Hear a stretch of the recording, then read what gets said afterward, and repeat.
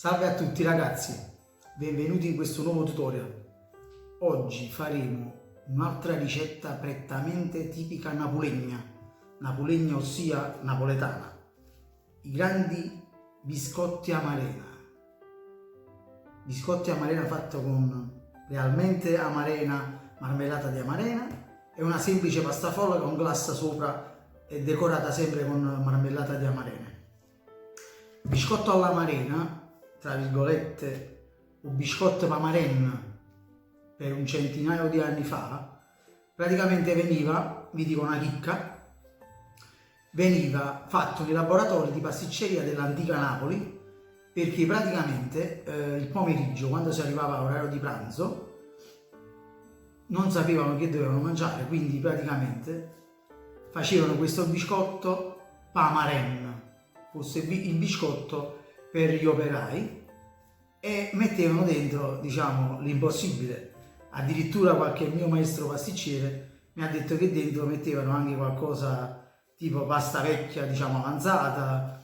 Non so se è vero quello che hanno detto, è una leggenda, diciamo così. Invece noi l'abbiamo fatto biscotto amarena, no pamarena, amarena, praticamente fatto con soli diciamo biscotti in polvere. In questo caso abbiamo usato i novellini, che mi piacciono molto come sapore, e una semplice marmellata di amarene originali. Andiamo a vedere questa magnifica ricetta.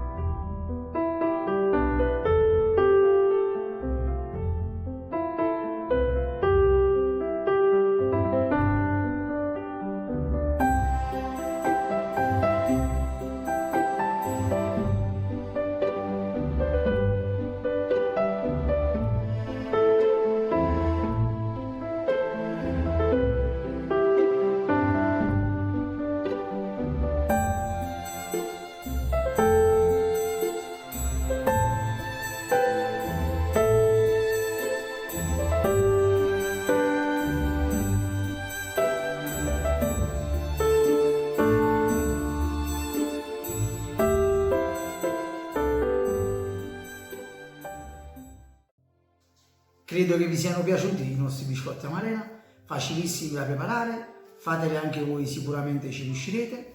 Come vedete il nostro cuore interno è morbidissimo, lo possiamo vedere, guardate. Al palato